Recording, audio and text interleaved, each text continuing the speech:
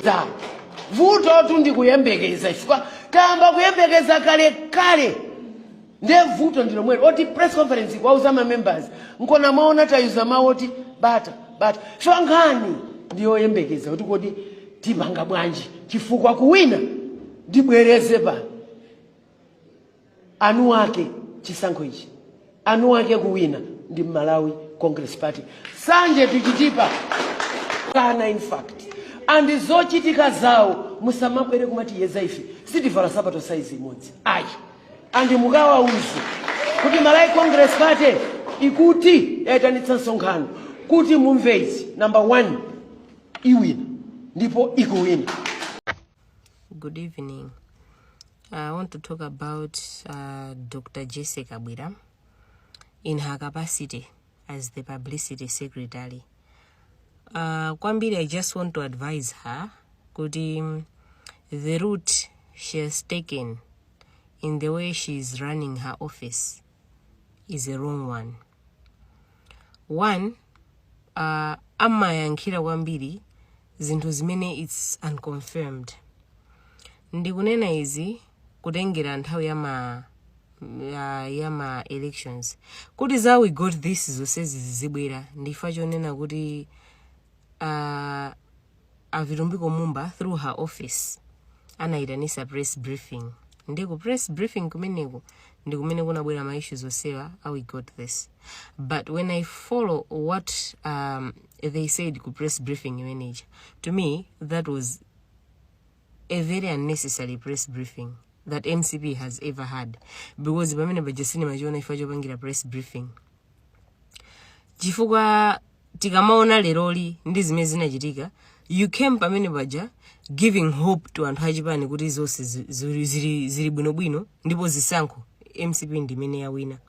The way you came pamene baja ma supporters kumene kuja nkaone kuti akuone kuti saimva kuti achakwera luza so ndaina yake office yi ndi yayikulu.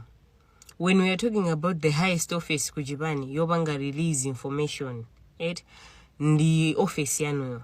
So the way you handled that office during nthawi imene you handled issues as if you are an amateur, because as a publicity secretary you were supposed to come and give us zimene zili zoona kuti akuluakulu tafufuza masankho akone kuti taluza ngati Chipani komabe tikuona kuti masankho wa sanaende bwino apa ndi apa. So ifeyo ngati Chipani we will stand for you ndipo tikufuna tionesese kuti ngati akuluakulu tikumenyereni nkhondo kuti chilungamo chiyende. That could have made sense, but coming and giving Malawians false hope pamene paja kuti yeah, we got this musadandaule masupporters kumachita kuona kuti they are very excited kuti they are hearing that news from akuluakulu.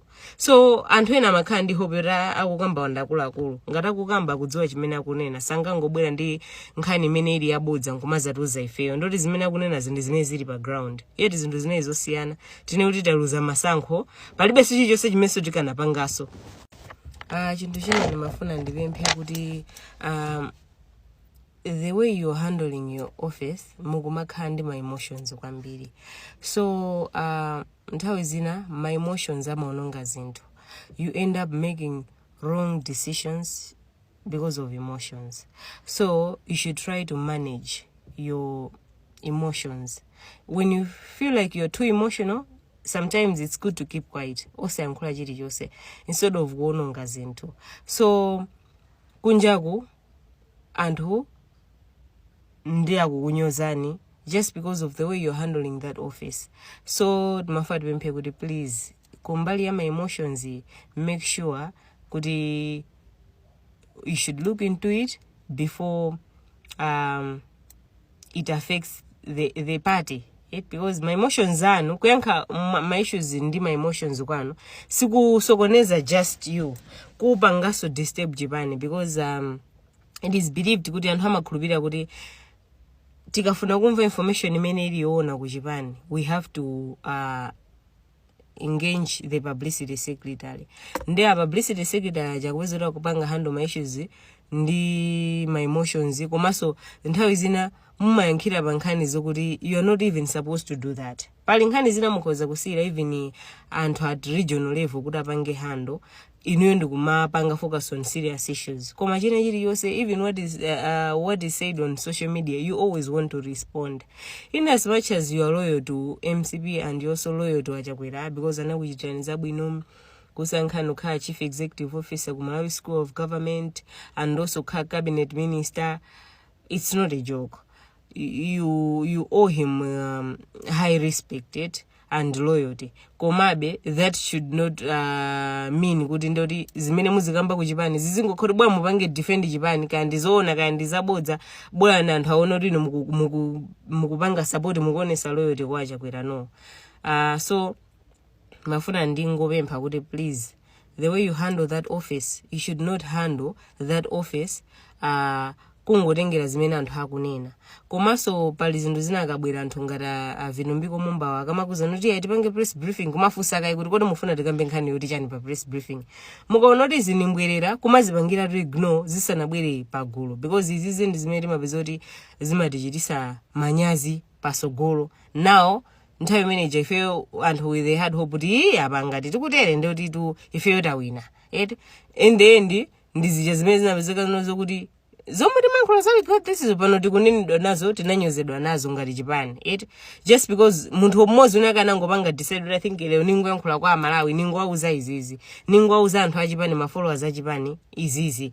So anthu ena ake kumakanira anthuwa when they come and you see kuti zimene akubweresa kuti zibwere pa public izi, it's not relevant. Kumazipangira to ignore before it comes to the people, because the office imene imatonzeka imene imanyozedwa and at the end of the day it is your office.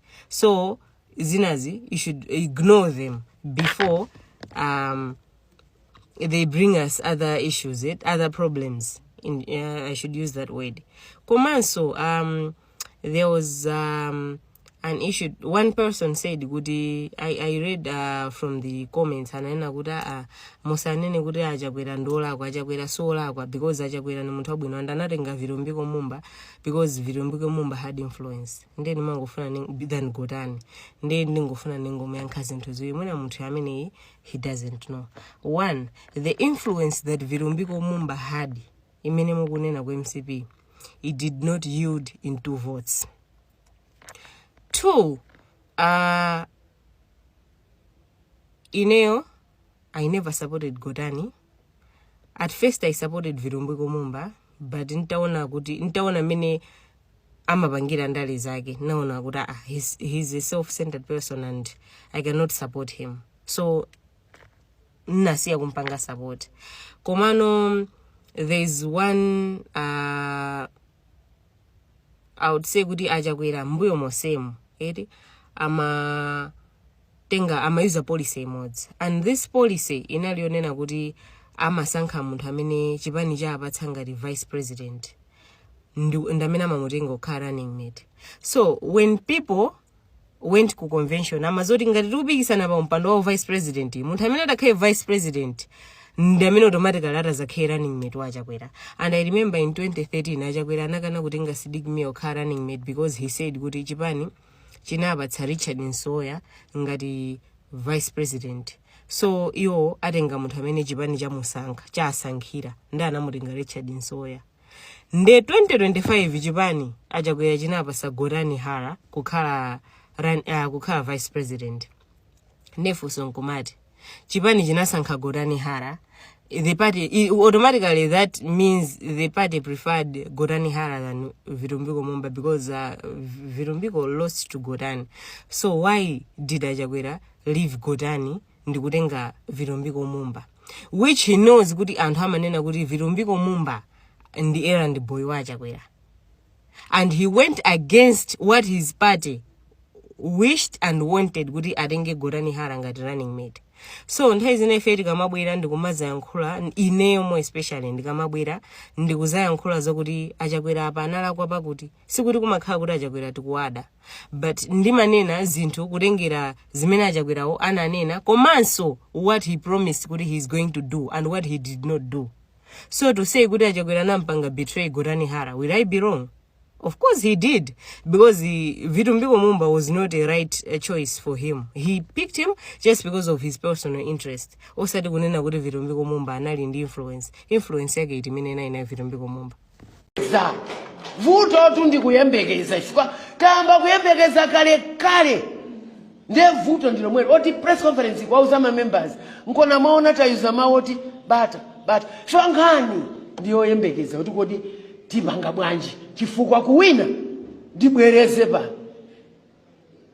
anu wake chisankho ichi anu wake kuwina ndi Malawi Congress Party sanje tichitipa ma members athu osajolika inu ndanu wake inuyo mafimo kuli kuosa mene munga yangane chisankhochi tikuwina ndife andi musababaike kaya wina achita utani kaya wina aganiza kuti adzigudubuka kadzitani tikuti ikamati akuyankhula mudzaonanso noka kuti kodi big ndani tonse tudziwa andi ndi Malawi Congress Party